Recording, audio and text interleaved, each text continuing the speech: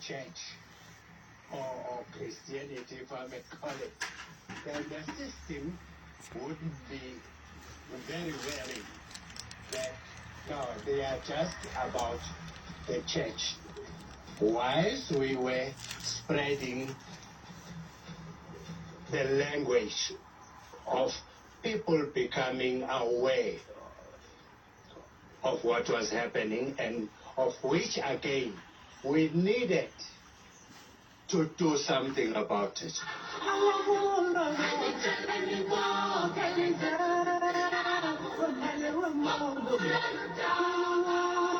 It took months of meticulous planning as discontent against the decree grew until 30th April in 1976, when students at Orlando West Junior School in Soweto went on a strike.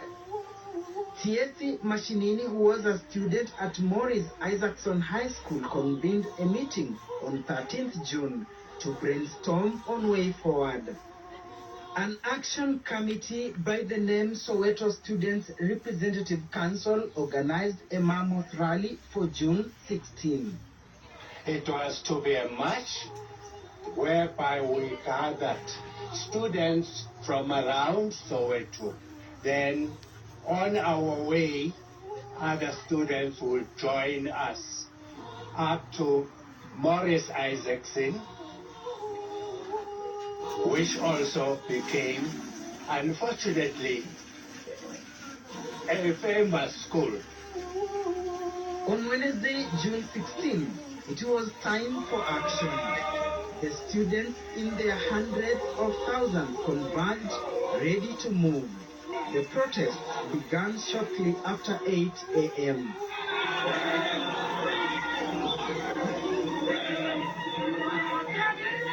There was a Department of Education.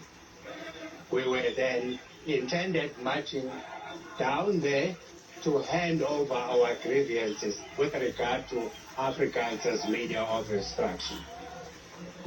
Unknown to the students, the apartheid regime had infiltrated them, and as soon as their protest march began gaining momentum, the authorities struck. Then, as we walked, they advanced towards us and then started shooting, whereby the first victim of the shooting happened to be, I think it must have been Hastings Ndlovu, who was shot down. Then that's where then the violence began, because then we started running around for cover and them chasing us around. They then pushed us upwards towards Uncle Tom's Hall. What is striking is that there were no cell phones those days. So the communication began at schools. Soweto students were well organized. I remember one of the schools that was organized was Morris Isaacson in Soweto. Their leaders were very intelligent, and in small groups they would organize in schools, and then it went throughout Soweto, and it went into ears of everybody, and it was quick. Hundreds of students were shot dead during the bloody protests that rocked Soweto for 3 days. Official figure puts the number of those dead at 176. However, some believe those killed were between 700 and 1,000. In the heart of Orlando West stands the Hector Peterson Museum, that is 2 blocks away from where a 12-year-old primary school pupil, Hector Peterson, was shot dead. There was a doctor by the name of Dr. Edelstein. Moisa, the guy that carried Hector Peterson, intended taking Hector Peterson to Dr. Edelstein. Unfortunately, he had already passed on, but Moisa was not aware. Then we got to Dr. Edelstein. He looked at him and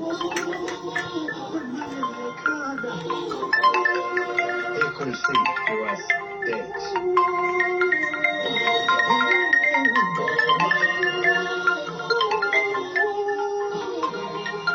The police started throwing tear gas to the learners, and it's when the learners were confused, and Hector Peterson was shot. I witnessed the death of Hector Peterson because I was one of the people who were marching.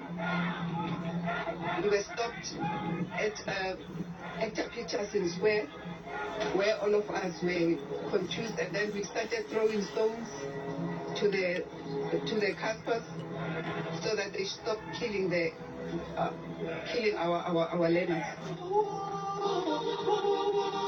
The picture of an injured Peterson being carried away by a student by the name Mbuyisa Mahubo as his helpless sister Antoinette Peterson followed while screaming was taken by photographer Sam Nzima, which became a symbol of the Soweto Revolution and has been mounted at the museum that was unveiled by President Nelson Mandela on 16th June 2002 in honor of the youth who gave their lives in the struggle for freedom and democracy. His sister Antoinette permanently works at the museum, but unfortunately we could not interview her because it required clearance by the Gauteng Film Commission, which requires a 14-day notification. Tens of students visit the museum daily plus other visitors. These bricks on the wall signify graves of hundreds who were killed during the protests.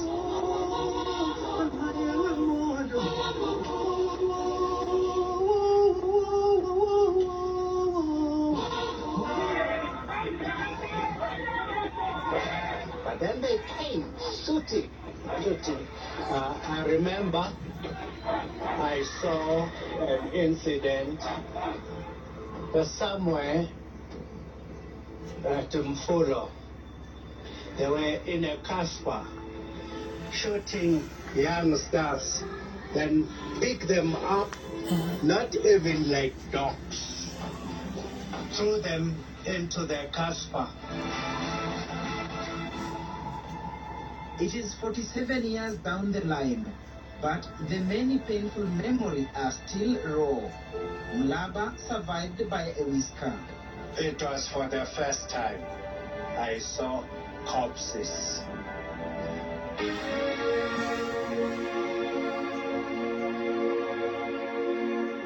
That I remember vividly, where I saw people dead and shot at.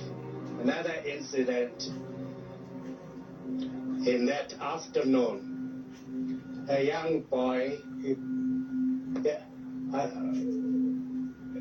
it must have been of the age of about 6, 7. He was shot next to me. The guy who shot him was standing, aiming from some building. It used to be an office building, an old bent-down office building. He shot this young man. He turned and said, "Ow!" As he turned, he went down. One guy picked him up and he carried him through, like Hector Peterson was carried. When we got close to him, he was shot from the back. Then the chest was wide open, so that you could even put your head inside. His chest was wide open. You could see the inside here. And he was already...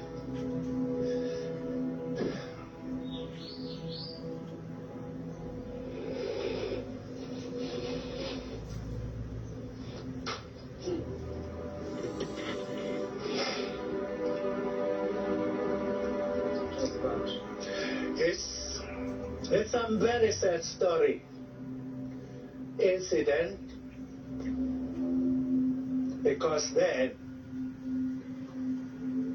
it gave the opportunists also a privilege. We have numbers that are different. How many students died? Ooh. Hundreds.